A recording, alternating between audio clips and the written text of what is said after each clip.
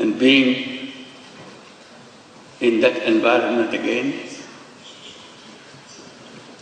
makes me feel the feeling of being at home. Second reason that I feel at home, because Peking University is my home.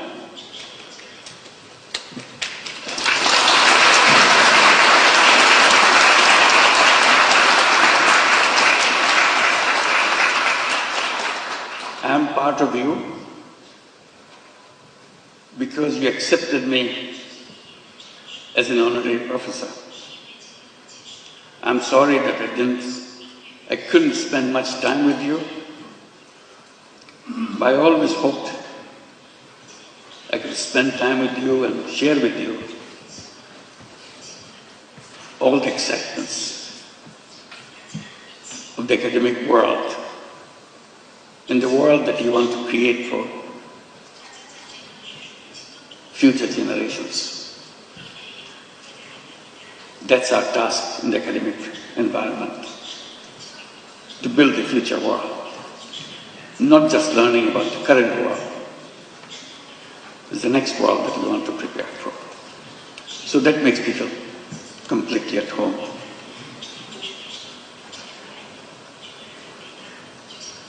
Your Excellency Hu Guangchai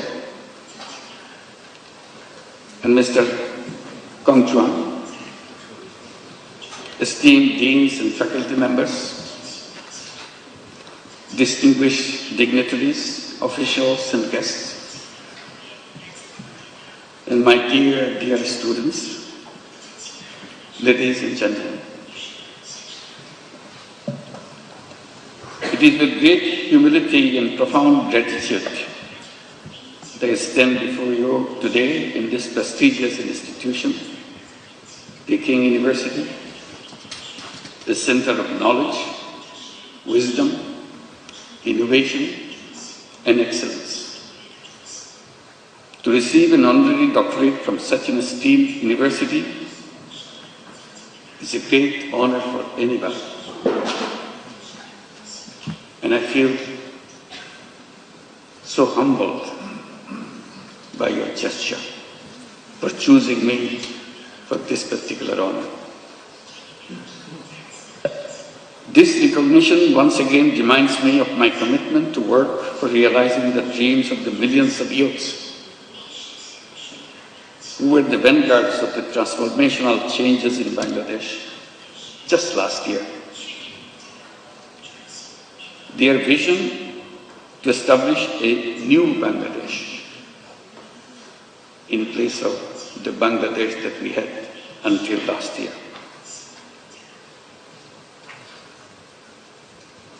A new Bangladesh which will be free from poverty, hunger, unemployment, and destitution. Ladies and gentlemen, and my young friends, to translate this vision into reality, we are embarked on a series of reforms to make governance transparent and democratic, to ensure economic policies which are inclusive, and to guarantee that every individual has equal opportunity to flourish. Our reform initiatives are at the top of our priority. Our goal is definite. Our work plan is exhaustive. For building a stronger and more resilient Bangladesh, we emphasize economic transformation through entrepreneurship, greater investment in education and technology, and a stronger international cooperation. Distinguished guests, I have a deep and personal attachment with Peking University. Back in October 2006, I had the opportunity to be appointed as the honorary professor. To me, today's conferment is more than a personal honor. I see this as a recognition as an acknowledgement of the resilience and courage and determination of the people, especially millions of women and young entrepreneurs who continue to prove that no challenge is too big when they are given the right opportunities to develop and break the shackles of poverty and marginalization. Throughout my journey, from being an economist to founding Grameen Bank, from pioneer microfinance to advocating social business, my core belief has remained the same. People are not poor because of the lack of skill or ambition. They are poor because the economic system has never given them a fair chance. So poverty is not because of the something lacking in the person. It's not their fault. It's the fault of the system that we built for ourselves. That causes poverty. That causes all the problems for human beings by wrong thinking. And I blame myself for being part of that institution, academic institution, where we pass on this wrong knowledge to this next generation. So I plead guilty that we have not been able to change those ideas, wrong ideas, which make people suffer. So my struggle has always been to go back, to find out the faults in the system that we promote, we teach the young generation, so that we do not repeat the same thing for the next generation.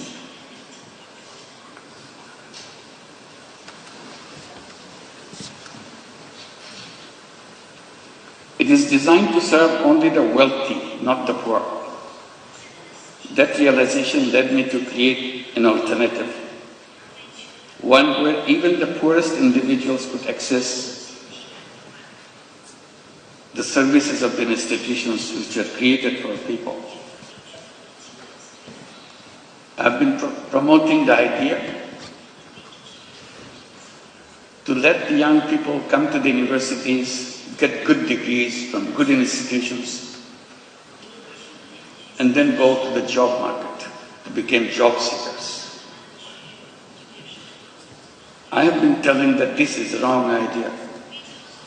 Human beings are not born to become job seekers. Job is a wrong idea. Human beings are creative beings. They enjoy doing creative things. Job is a negation of creativity. Job forces you to do things what your supervisors want you to do. Job is a continuation of the tradition of slavery. Human beings are not fit for slavery. Human beings are independent beings. So I keep on promoting the idea that all human beings are born as entrepreneurs, not job seekers. Universities should be preparing young people to go out and become successful entrepreneurs, not job seekers. And that idea came from a simple experience. I started as a small initiative with a handful of women in a village next to the university where I was teaching in Bangladesh. I started lending tiny little money to the poorest women that the world has ever known, just to make sure she feels that she can handle this money and change her life. I had no idea that whether it would come true, but I was amazed how these illiterate, poor women could use tiny little money, $10, $20 worth of money, and did a very successful way of paying back and changed her income situation. And she continued to pursue them round after round and changed her life. And it turned into millions of women all over Bangladesh, and with perfect record. That convinced me totally. All human beings are entrepreneurs, because we are taught in the textbooks only very special people are born as entrepreneurs. Rest of us human beings have to serve under them. I said, that's absolutely the wrong idea. If the poorest illiterate women in Bangladesh can become an entrepreneur with a $20 loan, $30 loan, anybody in the world can become an entrepreneur. It's nature to human beings. We didn't train them. We didn't tell them how to run a business. She figured it out all by herself, because it is innate part of a human being. So that continues with a bigger question to me. What should be the purpose of education? And I keep coming back. Purpose of education is to enable to go out and bring that all creative capacity to change the world. And universities and educational institutions is not only a place to learn what happened, also imagine. Imagination is the greatest power on earth. If you imagine, it will happen. If you don't imagine, it will never happen. If you look back, things happen because somebody imagined it. Imagine something big, something unheard of, something you never dared to hope that it will work. But you imagine and stay with it. If you stay with it, it will happen. So that is the greatest power. Imagination is more powerful than anything you can bring together. So I follow that, encourage young people like you, along with what you are learning, imagine. Dare to imagine the most odd thing that you ever thought. Most necessary thing you think it could be done. At the moment it looks odd, at the moment it looks impossible. The human journey is about making impossible possible. That's our journey. And we can make that happen.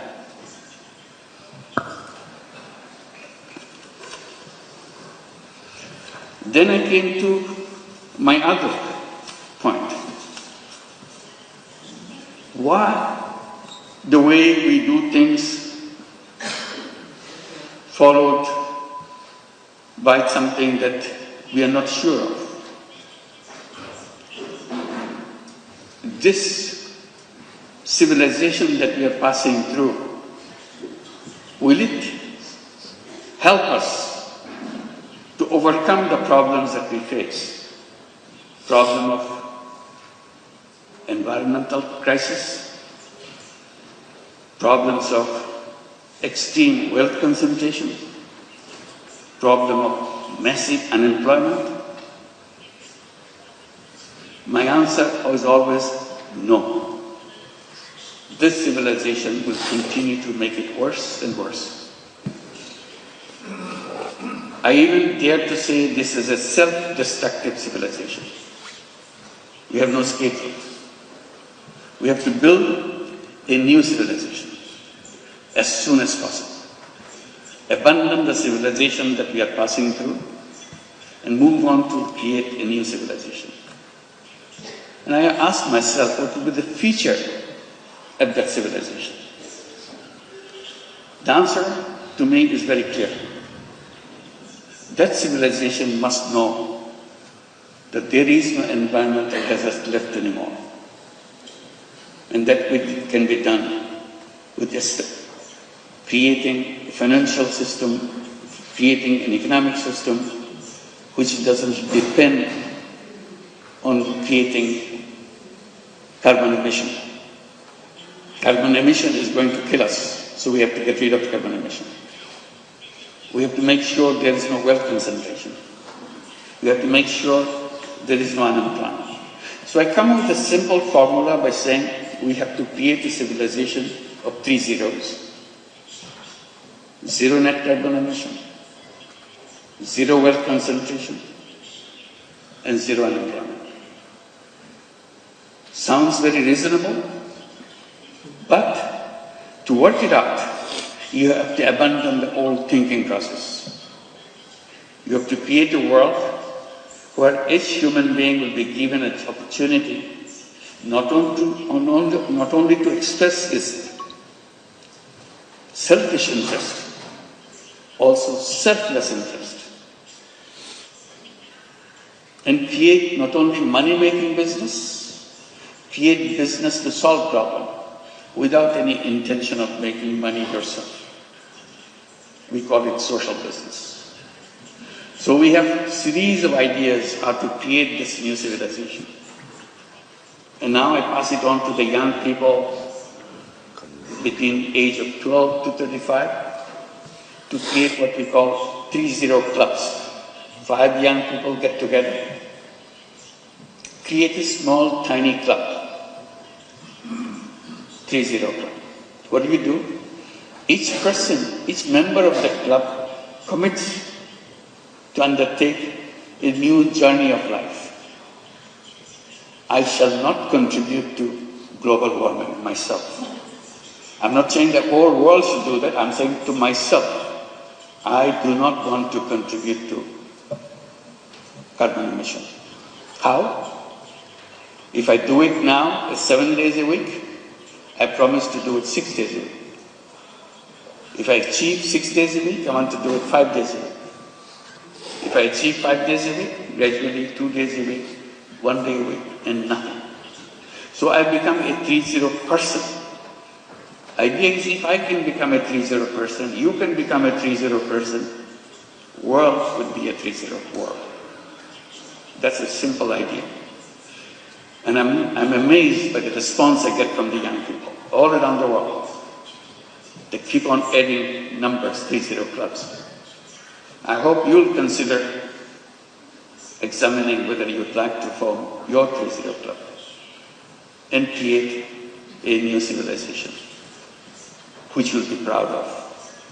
This is an imagination, but the imagination is where the journey begins. Let's begin the journey. Thank you very much.